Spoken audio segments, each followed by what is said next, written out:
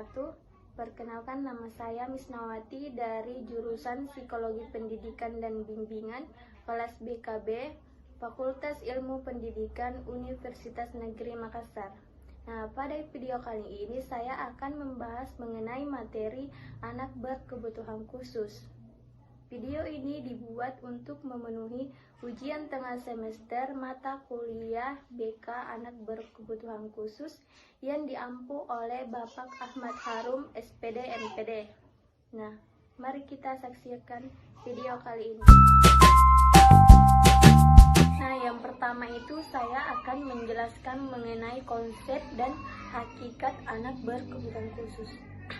Nah, yang pertama itu saya akan menjelaskan mengenai pengertian anak berkebutuhan khusus.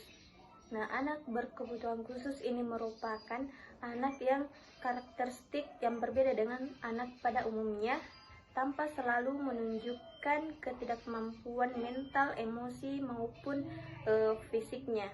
Nah, bimbingan bagi anak berkebutuhan khusus. Bimbingan bagi anak berkebutuhan khusus ini diberikan agar anak berkebutuhan khusus ini dapat mengenali dirinya, mengenali kekuatan serta kelemahan yang ada pada dirinya, serta dapat mengarahkan dirinya sesuai dengan kemampuan yang dimiliki. Nah, sedangkan konseling bagi anak berkebutuhan khusus, peran konselor di sini agar anak berkebutuhan khusus itu dapat memecahkan atau menyelesaikan masalahnya dengan sendiri, menyesuaikan diri dengan lingkungannya, serta mengembangkan potensi yang ada pada diri si anak berkebutuhan khusus. Nah, selanjutnya itu layanan bimbingan bagi anak berkebutuhan khusus.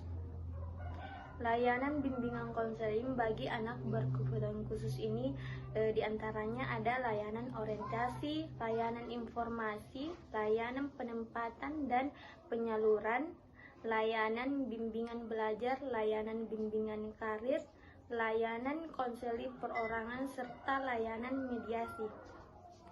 Selanjutnya itu tujuan dari bimbingan konseling anak berkebutuhan khusus.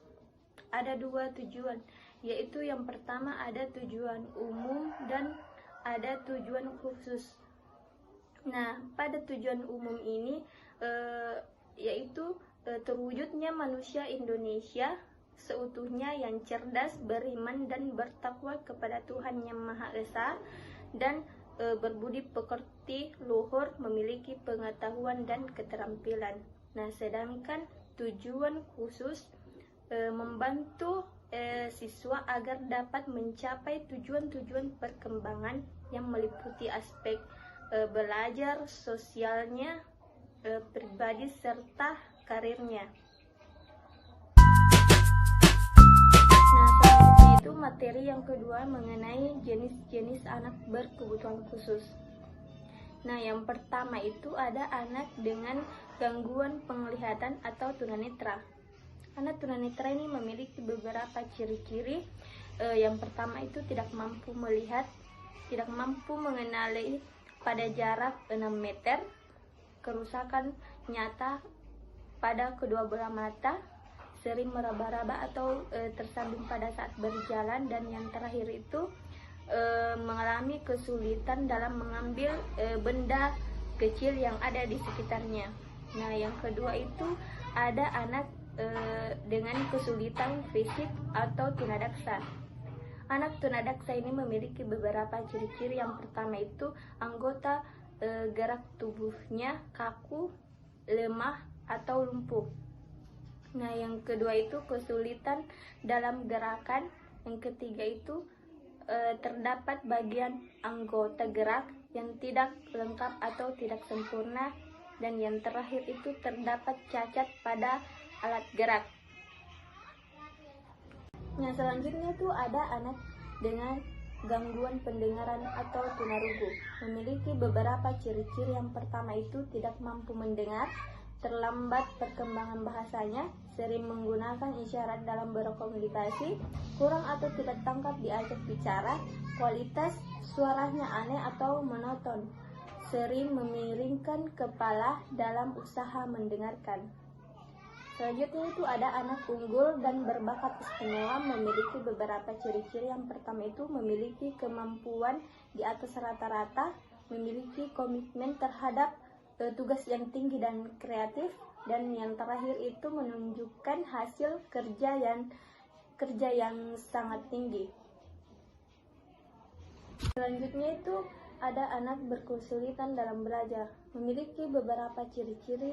Yang pertama itu kesulitan di bidang matematika atau berhitung, kesulitan membaca, kesulitan berbahasa, menulis, dan kesulitan dalam orientasi. Selanjutnya itu ada anak retardasi mental atau tunagrahita, memiliki beberapa ciri-ciri. Yang pertama itu penampilan fisik tidak seimbang, tidak dapat mengurus dirinya sendiri sesuai dengan usianya, perkembangan bahasa terlambat, tidak ada atau kurangnya perhatian terhadap lingkungan, serta yang terakhir itu koordinasi gerakan kurang atau sering tidak terkendalikan. Berikutnya itu ada anak dalam hambatan berbicara dan bahasa, memiliki beberapa ciri-ciri. Yang pertama itu tidak lancar dalam berbicara, sering menggunakan isyarat dalam berkomunikasi, serap parau, atau yang terakhir itu tidak pasti menggunakan kata-kata tertentu.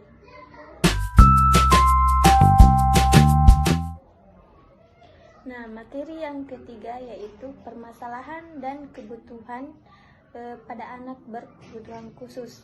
Nah, yang pertama itu anak tunagrahita.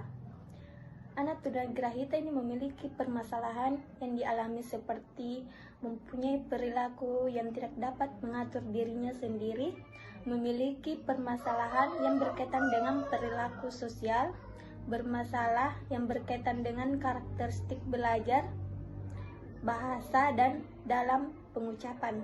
Nah, anak ini memiliki kebutuhan.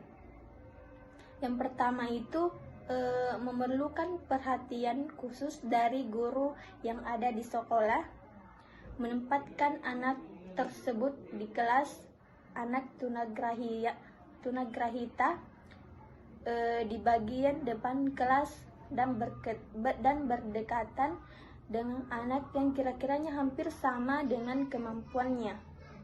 Kedua, ada anak kesulitan dalam belajar, memiliki permasalahan yaitu anak yang secara nyata ini mengalami kesulitan dalam tugas-tugas akademik, khususnya terutama dalam hal kemampuan membaca, menulis, maupun berhitung. Nah, anak ini memiliki kebutuhan. Yang pertama itu memerlukan perhatian dari guru dan dalam mengenal angka dan huruf. Yang kedua itu memerlukan aktivitas yang berhubungan dengan menyortir dan mencocokkan huruf kapital, huruf kecil, bentuk cetak, dan tulisan tangan dari huruf. Anak hiperaktif. Anak hiperaktif ini memiliki masalah, yaitu suatu kondisi di mana anak ini menunjukkan perilaku yang tidak bisa diam. Kebutuhan yang dibutuhkan oleh anak ini yaitu yang pertama membangun kehidupan anak yang terstruktur, menciptakan kebiasaan tidur tepat waktu. Dalam mengatasi masalah ini, pastikan anak tidur pada waktu yang sama tiap malam dan bangun pada waktu yang sama di pagi harinya. Nah, anak tunalaras ini memiliki permasalahan. Tunalaras ini merupakan hambatan yang dialami seorang individu di mana mereka akan sulit mengendalikan emosi dan kontrol sosialnya. Hal ini bisa ditunjukkan pada anak yang seringkali melakukan penyimpanan yang tidak sesuai dengan norma dan aturan yang berlaku di masyarakat. Kebutuhan yang diperlukan yaitu yang pertama, berikan pola belajar take and give. Yang kedua itu tidak memaksakan kehendak yang memaksa. Yang ketiga itu berikan ruang pada anak untuk berkembang.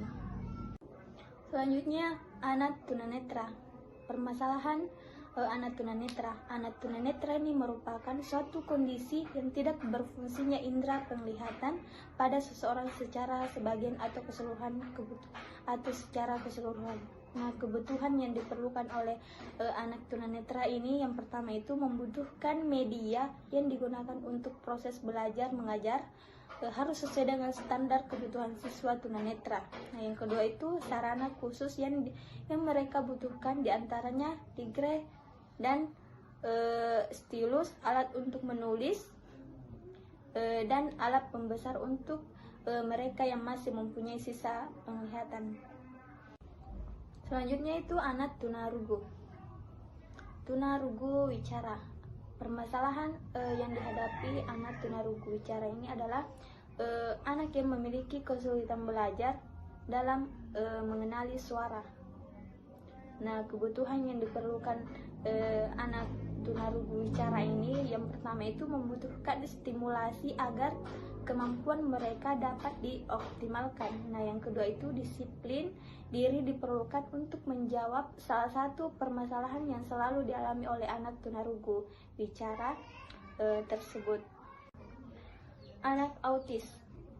Autis sindrom ini merupakan kelainan yang disebabkan adanya hambatan pada ketidakmampuan berbahasa yang diakibatkan oleh kerusakan otak. Nah, kebutuhan yang diperlukan anak autis ini yang pertama kebutuhan dalam berkomunikasi, memperhatikan dan memahami lingkungan, serta dapat memahami bahwa anak penyandang autis ini cenderung melakukan sesuatu yang disenangi secara berulang-ulang. Nah, materi yang keempat yaitu bimbingan konseling untuk anak berkebutuhan khusus. Nah, yang pertama itu ada ADHD.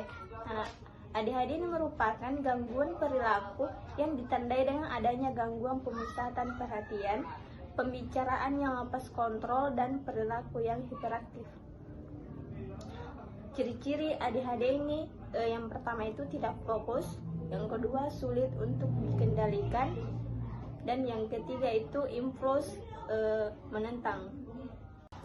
Nah, yang kedua itu autis. Gejala yang sering dijumpai anak autis ini yaitu gangguan fisik dan gangguan perilaku.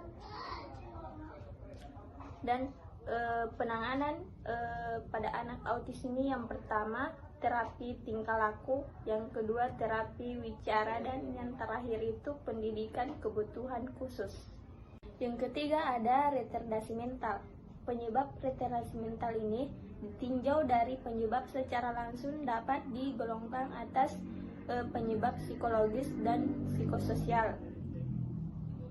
Nah, cara penanganan dalam retardasi mental ini yang pertama tata laksana media, yang kedua itu rumah sakit atau panti khusus, yang ketiga itu psikoterapi, yang keempat konseling, dan yang terakhir itu pendidikan. Yang keempat ada anak talent atau bakat khusus. Talent ini adalah kemampuan bawaan berupa potensi khusus dan jika memperoleh kesempatan berkembang dengan baik akan muncul sebagai kemampuan khusus dalam bidang tertentu sesuai dengan potensinya. Bakat khusus ini merupakan penonjolan pada suatu bidang tertentu dari suatu individu yang dibawa sejak lahir atau secara umum disebut bakat, yang berarti kecakapan khusus yang sifatnya non-intelektual.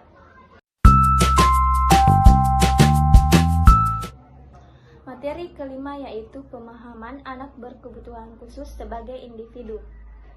Yang pertama itu peran guru BK dalam membantu tugas perkembangan anak berkebutuhan khusus dalam bersosialisasi. Nah, yang pertama itu memberikan layanan bimbingan dan konseling yang sesuai dengan kemampuan minat dan bakat serta jenis ketunaan atau kekhususan yang dulunya anak berkebutuhan khusus.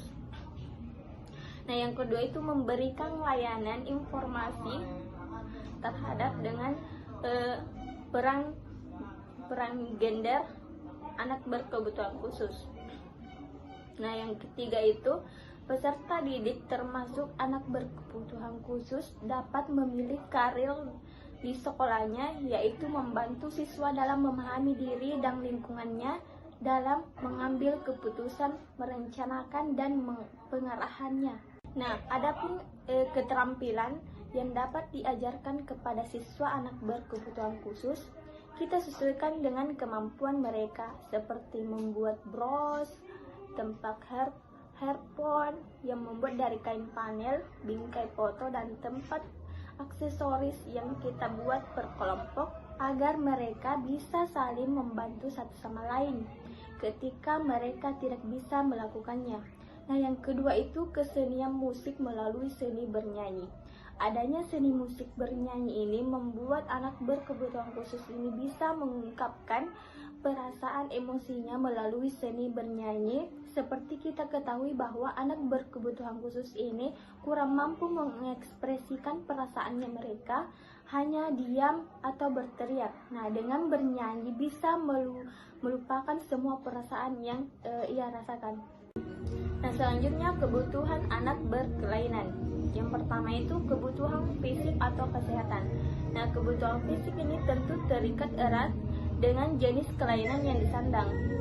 Misalnya bagi penyandang tunadaksa yang menggunakan kursi roda, adanya sarana khusus bagi kursi roda seperti jalan miring sebagai pengganti tangga atau lift dalam gedung bertingkat akan sangat membantu mereka dalam mobilitasnya.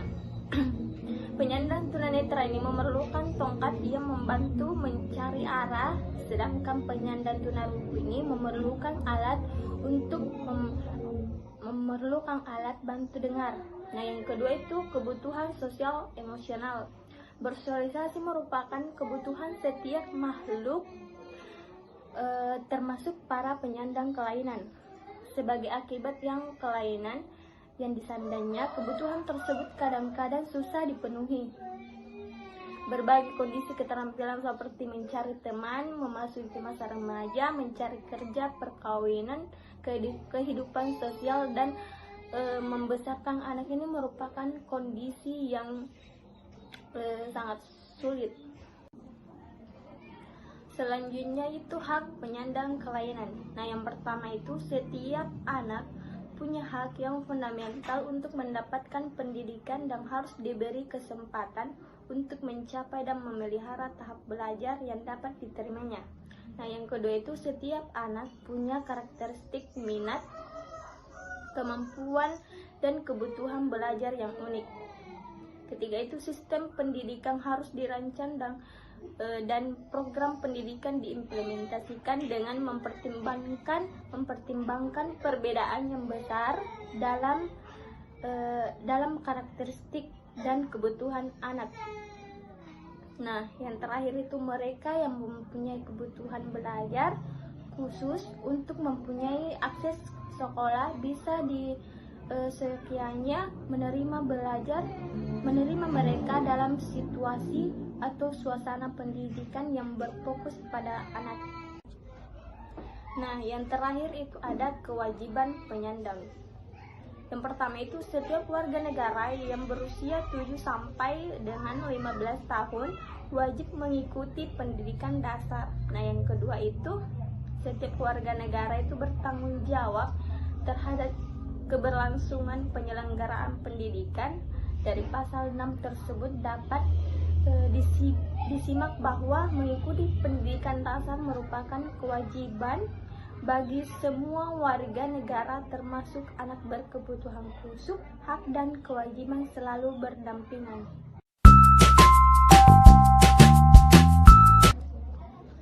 Materi yang keenam yaitu program sekolah inklusif. Nah, yang pertama itu pengertian sekolah inklusif. Sekolah inklusif adalah layanan pendidikan khusus yang sesuai dengan hambatan belajar dan hambatan perkembangannya. Sekolah inklusif ini diselenggarakan sebagaimana layaknya sekolah reguler atau biasa, tetapi menerima anak berkebutuhan khusus sebagai peserta didik dengan menyediakan sistem layanan pendidikan yang disesuaikan dengan kebutuhan baik peserta didik normal maupun peserta didik anak berkebutuhan khusus melalui penyesuaian prasarana. Selanjutnya yaitu latar belakang penyelenggaraan sekolah inklusif. Penyelenggaraan sekolah inklusif di Indonesia dilatar belakangi oleh hak anak untuk memperoleh pendidikan. Setiap makhluk mempunyai kebutuhan manusia secara umum, mencangkup kebutuhan fisik dan kesehatan, kebutuhan sosial emosional, dan kebutuhan pendidikan berdasarkan isi pasal 5. Nah, dapat disimpulkan bahwa anak luar biasa mempunyai hak yang menjamin kelangsungan pendidikan mereka. Bahkan anak berkebutuhan khusus ini berhak mendapatkan kesempatan meningkatkan pendidikan sepanjang hayat.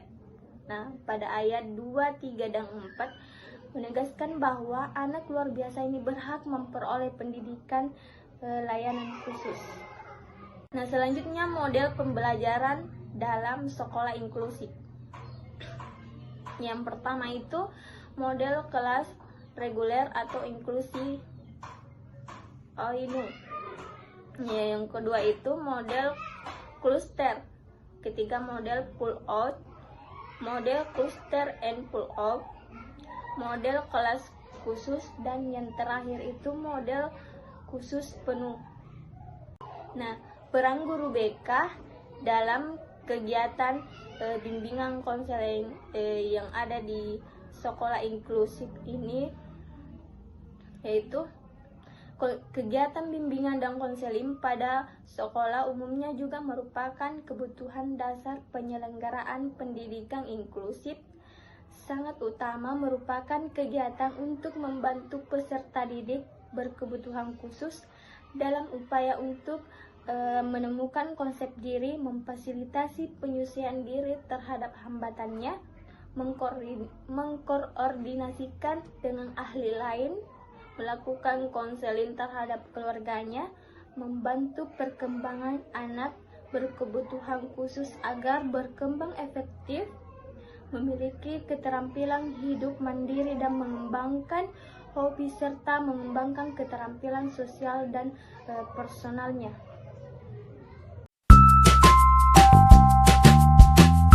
Nah, materi yang ketujuh yaitu jenis-jenis asesmen anak berkebutuhan khusus. Nah, yang pertama itu ada observasi.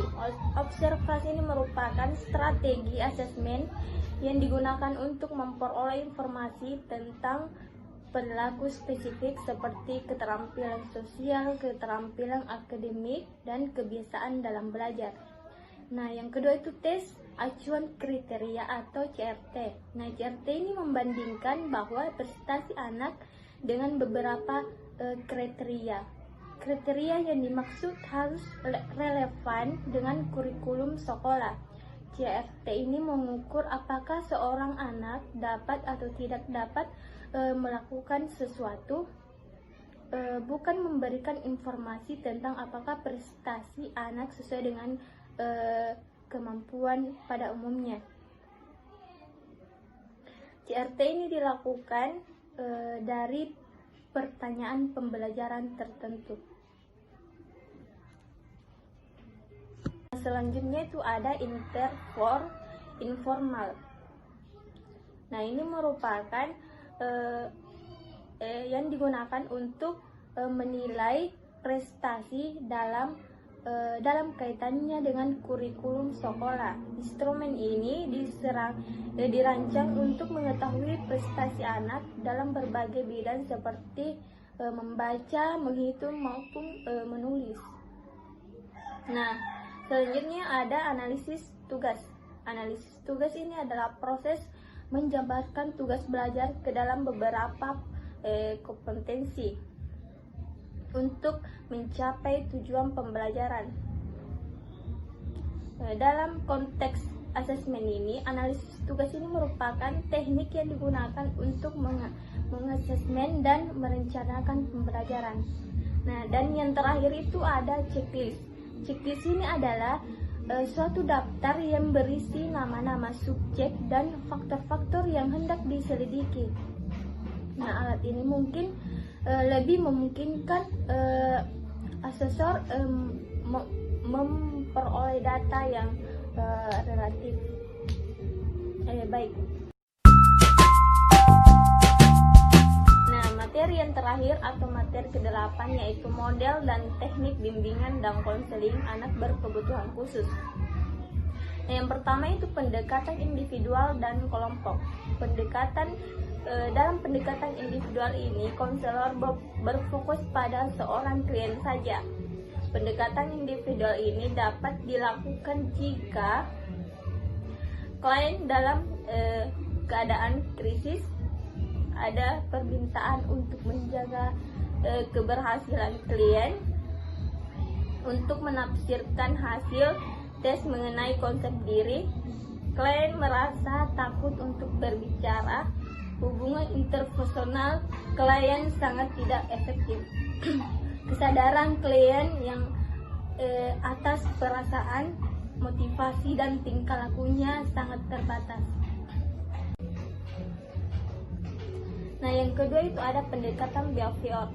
Pendekatan behavior ini terbagi menjadi, yang pertama itu ada operant learning, yang kedua itu unitative learning dan social modeling, yang ketiga cognitive learning, dan yang terakhir emotional learning. Nah, yang terakhir itu pendekatan reality. Pendekatan ini berfokus untuk membantu siswa anak berkebutuhan khusus agar mempunyai emosi yang kuat dan rasional. Nah, itulah materi atau penjelasan yang sempat saya sampaikan. Semoga bermanfaat. Sekian dan terima kasih. Wassalamualaikum warahmatullahi wabarakatuh.